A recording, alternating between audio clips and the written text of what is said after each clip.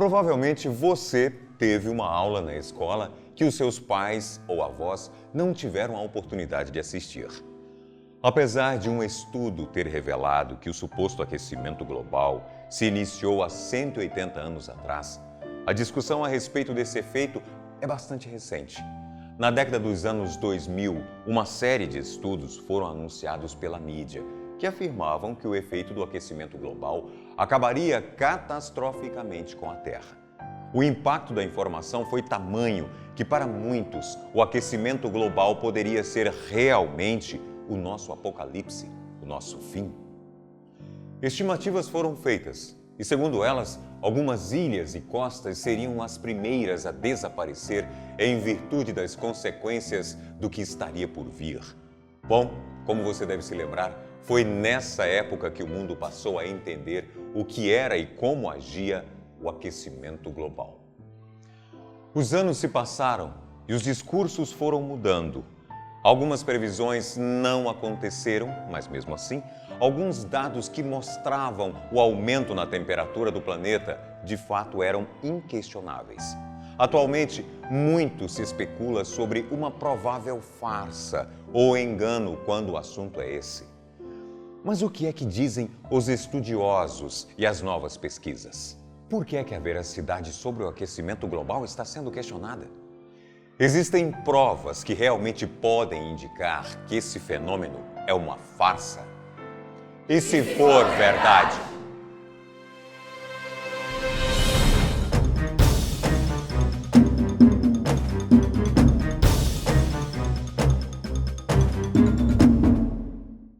Para a gente entender um pouco mais sobre a raiz dessa polêmica, é claro que precisamos conhecer os dois lados da moeda. Então vamos lá para o comecinho disso tudo. Afinal, o que é difundido como aquecimento global hoje em dia? Respondendo a essa pergunta, eu posso te dizer que o aquecimento global nada mais é do que o próprio processo do aumento das temperaturas do planeta.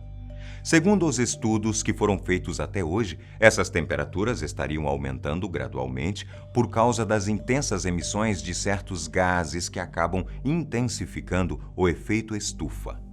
A emissão desses gases, dentro dessa explicação, só aconteceria graças a certas atividades humanas, como a queima de combustíveis fósseis e o desmatamento, por exemplo.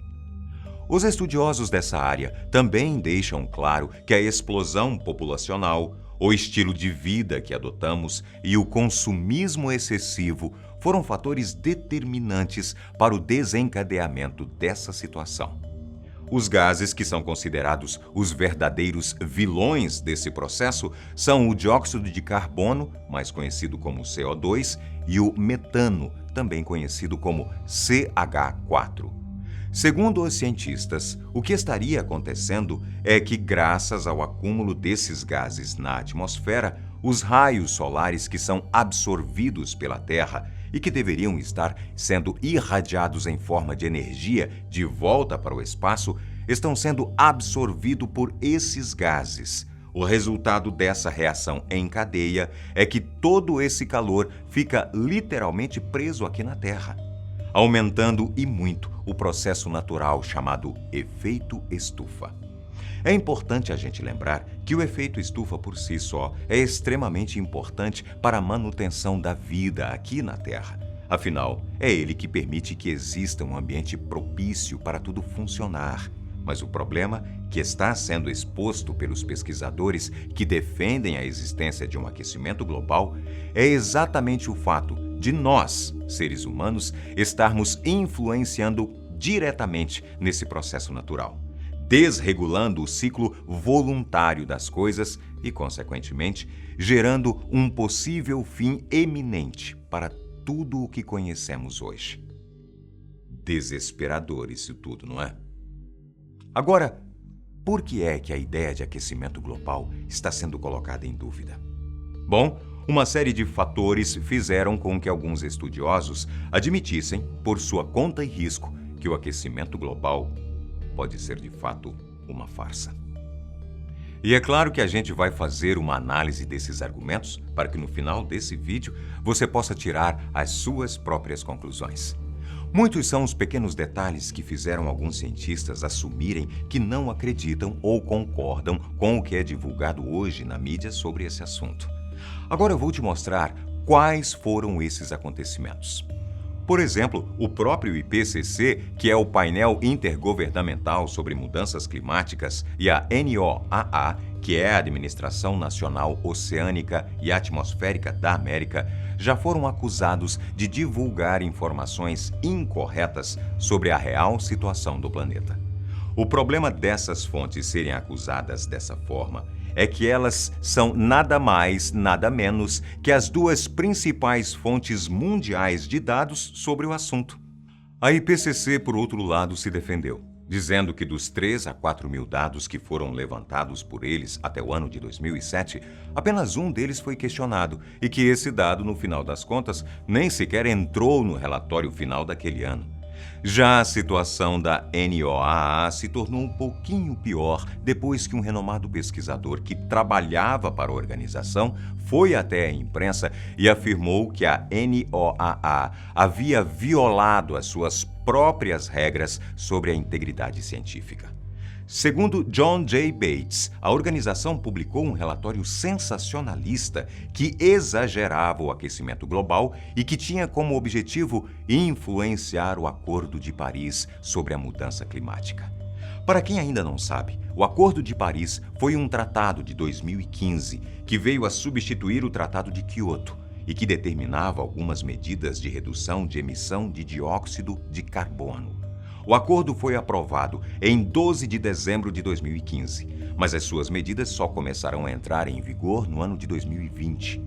Segundo o Dr. John J. Bates, que fez essa denúncia e que ocupava um dos mais altos cargos dentro dessa organização que ele mesmo denunciou, o relatório que eles emitiram falava que nunca houve uma pausa ou desaceleração do aquecimento da Terra, sendo que existem provas que desde 1998 já houveram, sim, alguns momentos de resfriamento ou estabilidade climática. O relatório ainda dizia que as temperaturas mundiais haviam aumentado muito mais do que os pesquisadores esperavam. E essa informação foi praticamente primordial na hora de fazer com que o Acordo de Paris fosse assinado. Mesmo fazendo parte do grupo de pesquisa, o Dr. John J. Bates não conseguiu impedir que as informações fossem divulgadas no tal relatório, visto que ali dentro ele tinha superiores que autorizaram a divulgação dos dados. Para o pesquisador, que tem reputação impecável no meio científico, essa foi uma tentativa flagrante de intensificar o impacto do aquecimento global. E aí fica a nossa primeira dúvida. Se a realidade não é assim tão alarmante quanto se afirma, por que uma organização tão respeitada como a NOAA estaria divulgando dados duvidosos sobre o assunto?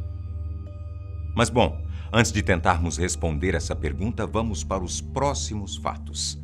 Um dos grandes argumentos dos pesquisadores que defendem o aquecimento global é que as geleiras estão derretendo devido ao aumento da temperatura e que, como consequência disso, os níveis dos oceanos iriam subir. É exatamente essa previsão, por exemplo, que deduz que alguns lugares, como ilhas e costas, estão prestes a desaparecer. Mas agora vamos ver os dois lados dessa afirmação. Então, dados já mostraram que a Antártida, por exemplo, não derreteu como já foi um dia afirmado. Ao contrário disso, a camada de gelo dessa região se expandiu nos últimos 35 anos. Mas os cientistas pró-aquecimento global justificam que esse comportamento atípico do lugar acontece porque a Antártica realmente demora mais a reagir a mudanças globais. Uma prova disso seria o fato dela ter demorado muito mais para sair finalmente da última era glacial. Por outro lado, existe a Groenlândia e o Ártico, por exemplo, que confirmadamente estão sim derretendo. Essas duas regiões sempre são usadas como exemplos quando o assunto é o derretimento das calotas polares e o aumento no nível do mar. Mas é claro que os pesquisadores que não acreditam no aquecimento global também têm as suas explicações para isso. Segundo eles, essas regiões realmente variam e o nível do mar também pode naturalmente aumentar ou diminuir graças à dilatação térmica do oceano. Ainda segundo eles, o próprio Ártico, que é um oceano congelado, pode sofrer variação natural de 2 a 5 metros em sua espessura, e que seria apenas isso que estaria acontecendo agora. Já na Groenlândia, o caso seria o mesmo, visto que ela também apresenta uma variação natural de congelamento e derretimento. Eles também afirmam que essas variações são conhecidas por todos os estudiosos da meteorologia e, por isso, a situação estaria sendo sensacionalizada por parte dos órgãos que divulgam essas informações. Outra prova que reforçaria esse argumento seria o próprio fato do interior da Groenlândia, por exemplo, não derreter há mais de 10.000 anos, mostrando que a situação é estável e que o derretimento que estamos registrando é mais do que natural e até esperado. Ou seja, o que a gente aqui de telespectador pode perceber é que todos os argumentos dados por um lado sempre são rebatidos e justificados pelo outro lado. Por isso, vamos continuar analisando essa guerra de teorias para ver se a gente chega a alguma conclusão, né? Outra questão bastante discutida seria o fato da Terra, como você já deve saber, ter passado por uma série de eras glaciais. Então, a grande questão seria se o que estamos passando hoje não poderia ser nada mais do que uma mudança natural do nosso planeta, que já foi, por exemplo, muito mais quente e muito mais frio do que hoje. Além disso, muitas pessoas se perguntam o porquê da preocupação, visto que a grande maioria das espécies que conhecemos hoje já terem enfrentado mudanças climáticas drásticas. O lado dos céticos, quanto ao aquecimento, reforça sempre esse argumento, dizendo que as mudanças climáticas são completamente naturais. Você deve ter assistido, por exemplo, aquele famoso filme infantil chamado A Era do Gelo, não é mesmo? Nele, obviamente, de uma forma ficcional, a gente pode ter pelo menos uma ideia de como foi uma das eras glaciais mais famosas enfrentada pela Terra. Mas os pesquisadores que acreditam no aquecimento alertam e contra-argumentam que, diferente do que acreditam por aí, o que estamos vivendo não é o início de um período pós-glaciação, por exemplo, visto que a variação entre as eras glaciais, as geladas e os períodos mais quentes da Terra só ocorrem graças às oscilações na órbita terrestre. Essas oscilações são chamadas de ciclos Milankovitch e só ocorrem em intervalos de 100.000 anos. Ou seja, o argumento desses estudiosos, e que é muito convincente por sinal, é que essa mudança repentina nas últimas décadas seria rápida e drástica demais para ser uma variação orbital que leva tanto tempo para acontecer naturalmente. Outro argumento dado por eles é que, apesar das espécies já terem sobrevivido a períodos ainda mais quentes do que o que as previsões apontam que irão ocorrer, o que acontece é que a elevação da temperatura naquela época aconteceu de modo gradual. Como eu já disse, geralmente se levam 100.000 anos para a Terra sair de uma era e entrar em outra. Isso significa dizer que as espécies sobreviventes, de um modo geral, tiveram bastante tempo para se adaptar. O que estaríamos vivendo agora seria um período de aquecimento que está acontecendo em um ritmo até 10 vezes mais rápido do que o natural. Por isso, o risco de extinção pode ser tão eminente, caso o aquecimento global for realmente uma realidade. Explicado isso, vamos para o nosso próximo argumento de discussão entre esses dois lados tão opostos, mas que tentam tanto nos revelar uma provável verdade. Você já ouviu alguém falar por aí sobre os ciclos de atividade solar? Bem, para muitos estudiosos da área, como Luiz Carlos Molion, um meteorologista da Universidade Federal de Alagoas e que já foi representante da América do Sul na Comissão de Climatologia da Organização Meteorológica Mundial, a OMM, o aquecimento global é uma farsa. Porque os ciclos de atividade solar seriam os reais responsáveis pelo clima da Terra. Segundo ele e uma série de outros estudiosos que são contra a tese do aquecimento global, as variações solares não são cíclicas, ou seja, elas não ocorrem dentro de um cronograma esperado, mas mesmo assim elas são repetitivas. Para eles, o CO2 emitido por nós, seres humanos, não é capaz de alterar o clima da Terra. Apenas o Sol, que é a nossa principal fonte de energia, teria essa capacidade para isso. O ciclo de atividade solar, por sua vez, seria exatamente o responsável pelas mudanças que estamos vendo, visto que o Sol, em um período de 50 a 90 anos, mais ou menos, passa de uma atividade máxima para uma atividade mínima. Esse fenômeno não é incomum. No início do século passado foi registrado que o Sol estava em seu período de atividade baixa e, por isso, seria mais do que normal que agora o Sol esteja no seu pico máximo, segundo essas previsões. Então, depois de tantos argumentos e contra-argumentos, você realmente deve estar se perguntando sobre o porquê de existir tantas informações e dados a respeito dessa tragédia que aparentemente está prestes a eclodir. É óbvio que existem teorias da conspiração por trás de todo esse argumento anti-aquecimento global, e uma delas diz, por exemplo, que as principais potências estariam tentando impedir o desenvolvimento de países de segundo e terceiro mundo, pois ao fazê-los assinar tratados que impedem o desmatamento, a atividade industrial e etc., eles também teriam um maior controle sobre tudo aquilo que se desenvolve nesses países. A vantagem para eles seria manter a sua soberania e impedir que outras prováveis potências ascendessem. É óbvio que essa ideia toda é bastante questionada e que provavelmente nunca será confirmada, mas essa é sim uma das maiores teorias a respeito. E aí você pode estar se questionando mais uma vez o fato da teoria da conspiração não fazer muito sentido, porque dessa forma os países desenvolvidos também seriam impedidos de crescer ou manter as suas altas atividades industriais, não é mesmo? Visto que todo mundo supostamente está no mesmo barco e precisa diminuir essa emissão, pois é, mas acontece que existem também os chamados créditos de carbono, que nada mais são do que uma espécie de crédito que um país pode conseguir ao deixar de emitir 1 tonelada de CO2. E você sabe o que anda acontecendo? Talvez você até já tenha deduzido, mas existe também um mercado de compra e venda de créditos de carbono. Pode.